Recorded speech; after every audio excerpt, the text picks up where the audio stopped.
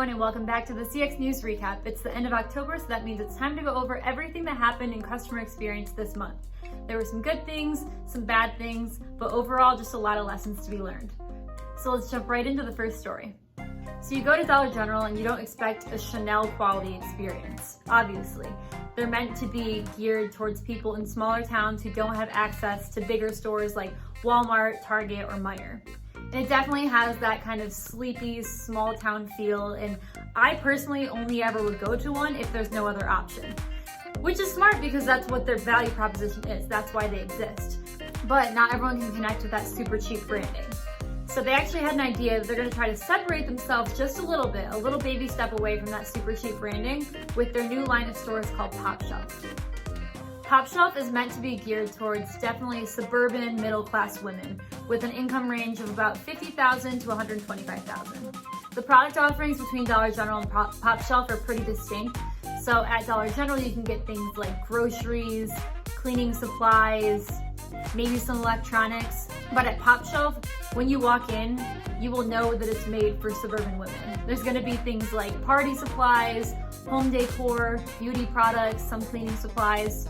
Honestly, it kind of seems like it'll be pretty similar to a Five Below. And coincidentally, most of their stuff is going to be around $5 or less. I think this is a pretty good price point to start out at because they're not alienating themselves too much from people who shop at Dollar General, but they're also trying to draw in people who have a little bit more disposable income. But since it's still around that $5 range, it's people who have disposable income, they don't necessarily want to blow all of that extra money on things like makeup, party supplies, things like that. For now, they're just going to start with 2 locations around the Nashville area, but depending on how things go, they're hoping to have around 30 locations around the country by the end of 2021. To me, honestly, this seems like a pretty good move. Although I don't identify with the Dollar General brand at all, I might check one of these out. Okay, so do y'all remember Quibi? Their advertising has been everywhere, and even though they've only been around for about 6 months, I feel like they've been here for so much longer because I just don't stop seeing advertisements for it. But things aren't actually looking so good for them right now. They've decided after just 6 months of operations to shut down. Their intention was to revolutionize the way that we stream content. They wanted to have bite-sized content that's between 5 and 10 minutes that people can watch on the go. Probably the biggest thing that was standing in their way was the pandemic. People aren't necessarily on the train, going to work, walking around, at the gym, everything like that they would have been doing in their pre-corona life. So I feel like that definitely has an impact, but they're also entering a super saturated market. There's a million different places that you can choose to stream content from. So why would people go there? It seems like another problem might be that their content wasn't the right length. It was too short in some cases, but also too long. Take TikTok, for example. People love consuming that short content that's between 10 and 60 seconds because it's super short and snappy, it's funny, it's easy to just get lost in there and keep binging for hours. And then you have long form content that's on your more traditional streaming platforms like Hulu or Netflix. People love getting sucked into those and also binging them for hours, and they could watch movies on movies and a whole series in one day if they want. Quibi is kind of that middle ground.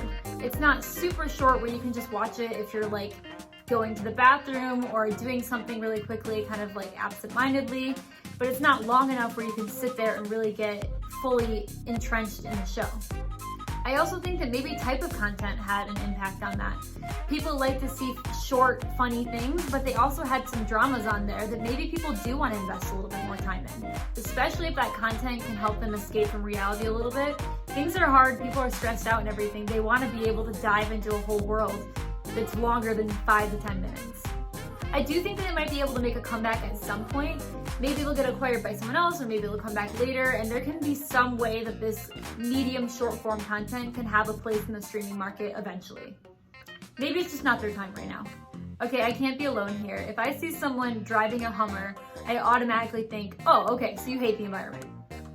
I am 100% sure that there are many other people who felt like that, so much so that the cars actually got discontinued in 2010 because there was no demand for it. People are like, why would I want to drive a car that basically has 0 miles per gallon that you get with it? You pay like $10 to drive down the street. Stupid. But they're attempting to save face and change up their image a little bit from their like bulky, ooh, I don't care about the environment, who cares about how much gas kind of image. GM, the manufacturers of the Hummer, and they're trying to make it more in line with their 000 vision, which is 0 emissions, 0 crashes, and 0 congestion. This is actually a huge initiative throughout the whole company that they've spent billions of dollars on. So this 2022 Hummer EV is going to be fully electric, which I never would have thought this would have happened. The last car that I would ever think is going to be fully electric is a Hummer, right? But it's true. And they're actually not sacrificing any of the power for it. It has 1,000 horsepower, it can go 0 to 60 in 3 seconds, and it has a 350-mile range.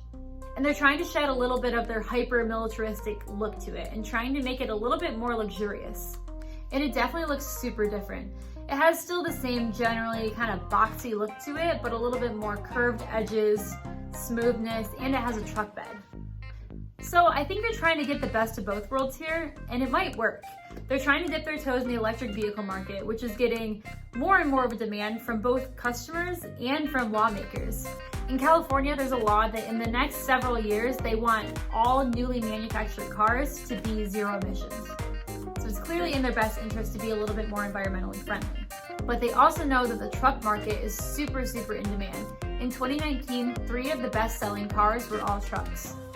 They have a super loyal fan base.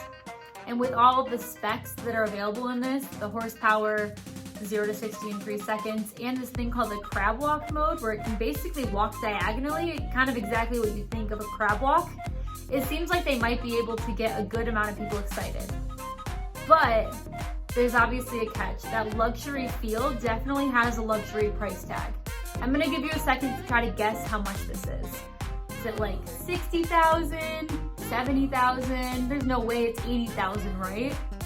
112,000.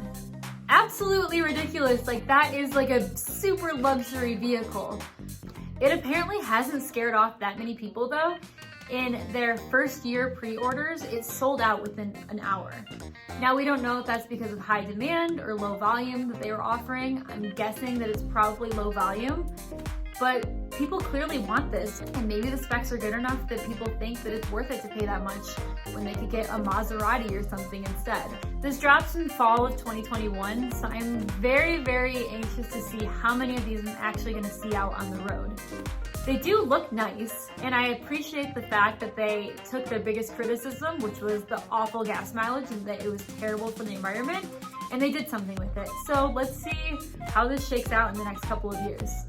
I'm curious to see if they can overcome their super military, I hate the environment image. Even though they are EV, I feel like that image still might haunt them for a while to come.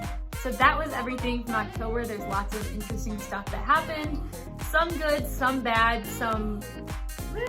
I'd be super curious to hear your thoughts on all of these stories. Let me know what you think below, and if you found any other really interesting CX stories from the month, feel free to drop them below as well. And I'll see you next month for another CX News Recap.